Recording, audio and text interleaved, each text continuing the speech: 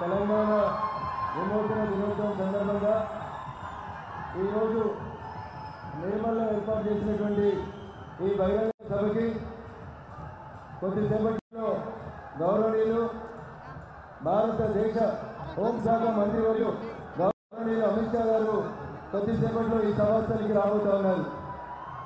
ఈ కార్యక్రమానికి ఇచ్చేసినటువంటి భారతీయ జనతా పార్టీ తెలంగాణ రాష్ట్ర ఇన్ఛార్జ్ గౌరవనీయులు తరుణ్ చుగ్ గారు, వేదిక మీద ఉన్నటువంటి పెద్దలు, నిజామాబాద్ పార్లమెంట్ సభ్యులు అరవింద్ గారు, మాజీ పార్లమెంట్ సభ్యులు గౌరవనీయులు జితేందర్ రెడ్డి గారు, మోహన్ రావు గారు, రాపోలు ఆనంద భాస్కర్ గారు, శాసనసభ నాయకులు రాజాసింగ్ గారు, తమిళనాడు ఇన్ఛార్జ్ బొమ్మరెడ్డి సుధాకర్ రెడ్డి గారు, రమేష్ రాథోడ్ గారు, ఎన్వీఎస్ఎస్ ప్రభాకర్ గారు, స్వామి గౌడ్ గారు, ఈ జిల్లా భారతీయ జనతా పార్టీ అధ్యక్షురాలు సోదరి రమాదేవి గారు, వేదిక మీద ఉన్నటువంటి భారతీయ జనతా పార్టీ అత్యున్నత మహారథులకి, యోధాన యోగులందరికీ, మీడియా మిత్రులకి, వివిధ గ్రామాల నుంచి తరలి వచ్చినటువంటి రాణి రుద్రములకు వారసులైనటువంటి మా తెలంగాణ ఆడపడుచులకి, జల్ జంగల్ జమీన్ కోసం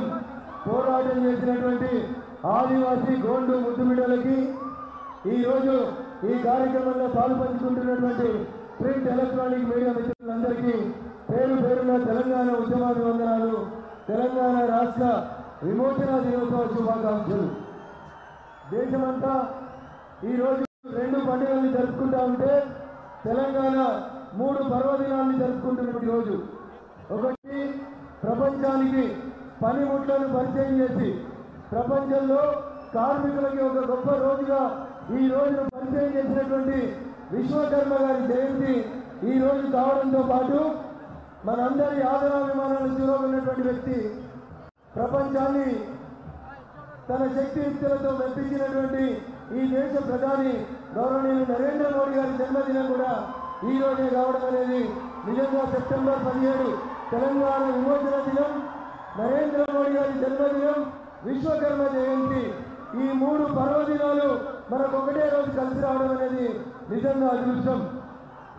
తెలంగాణ విమోచన కోసం ఆ రోజు కాసిం రజవి సైన్యాన్ని, నిజాం సైన్యాన్ని ఎదుర్కొట్టి తెలంగాణ రాష్ట్రం రావాలని ఈ గడ్డ మీద ఈ దేశానికి స్వతంత్రం వచ్చిన తర్వాత హైదరాబాద్ సంస్థానంలో మూవన్నెల జెండా ఎగిరేయడానికి వస్తున్నటువంటి ఇబ్బందుల్ని దృష్టిలో పెట్టుకొని నిజాం సైన్యానికి వ్యతిరేకంగా పోరాడి ఈ దేశానికి స్వతంత్రం వచ్చిన 13 నెలల తర్వాత సెప్టెంబర్ 17, 1948 తెలంగాణ ఈ దేశంలో విలీనమైన రోజు.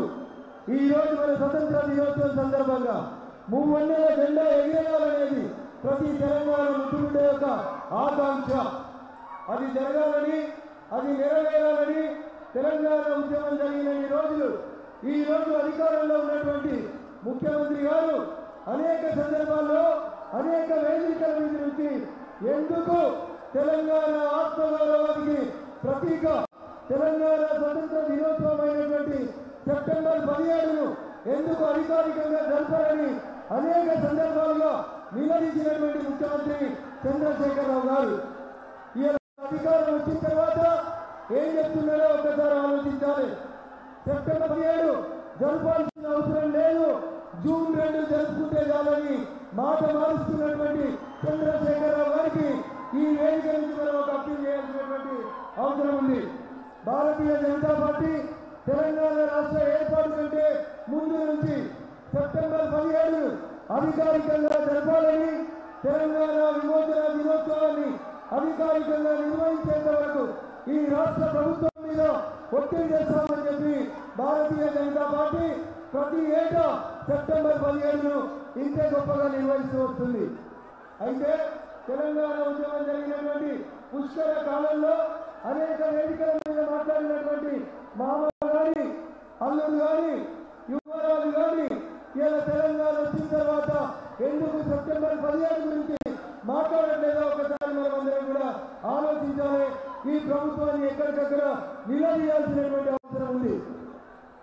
కాకపోతే ఈ జిల్లా ఆదిలాబాద్ జిల్లా గౌరవ పార్లమెంట్ సభ్యులు సోయం బాబు గారు లాంటి ఒక గోల్డ్ ముద్దు బిడ్డ గెలిపించినటువంటి గడ్డ జమీన్ కోసం పోరాడినటువంటి కొమరం భీం పుట్టినటువంటి గడ్డ రామ్ జీ గోల్డ్ లాంటి అనేక మంది గిరిజన బిడ్డలు తమ హక్కుల కోసం కొట్లాడితే ఎన్నికల సందర్భంలో గిరిజనులకి 12% రిజర్వేషన్ ఇస్తామని చెప్పి చంద్రశేఖరరావు గారు ఇలా గిరిజనులకి 12% రిజర్వేషన్ ఇవ్వడానికి మనసు ఒప్పుతలేదు.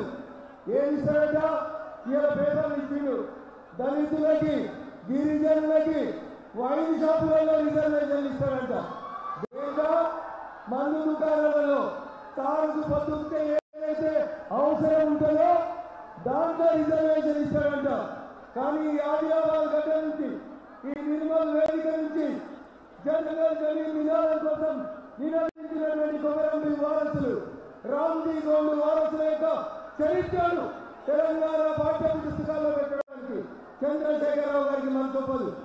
భారతీయ జనతా పార్టీ పక్షాన భవిష్యత్తులో ఈ రాష్ట్రంలో అధికారంలోకి వచ్చిన తర్వాత ఖచ్చితంగా గిరిజనులకి 12% రిజర్వేషన్లతో పాటు తెలంగాణ ఉద్యమంలో పోరాడి అమరులైనటువంటి అనేక మంది తెలంగాణ ఉద్యమకారుల చరిత్రను తెలంగాణ పాఠ్య పుస్తకాల్లో భారతీయ జనతా పార్టీ ఖచ్చితంగా తెలుస్తుందని చెప్పి సందర్భంగా తెలియజేస్తా ఉన్నాం.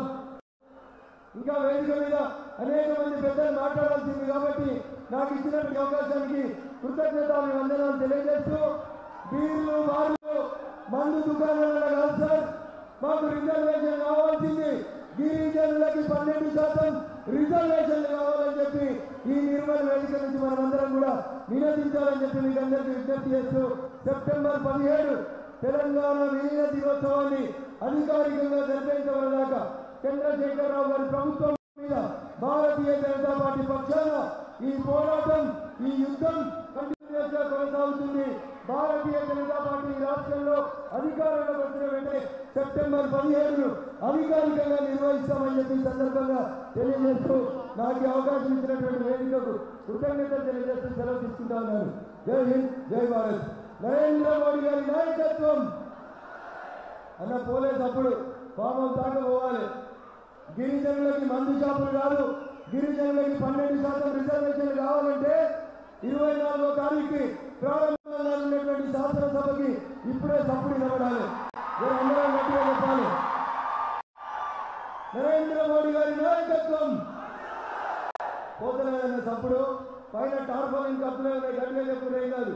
నరేంద్ర మోడీ గారి నాయకత్వం గిరిజనులకు 12% రిజర్వేషన్ వెంటనే సెప్టెంబర్ 17 తెలంగాణ విమోచన దినోత్సవాన్ని రాష్ట్ర ప్రభుత్వమే జరిపించాలి. ఈ 3 ఏళ్ల నినాదాలుగా ముందుకు సాగాలని కోరుకుంటూ సెలవు తీసుకుంటా ఉన్నాను. జై హింద్, జై భారత్.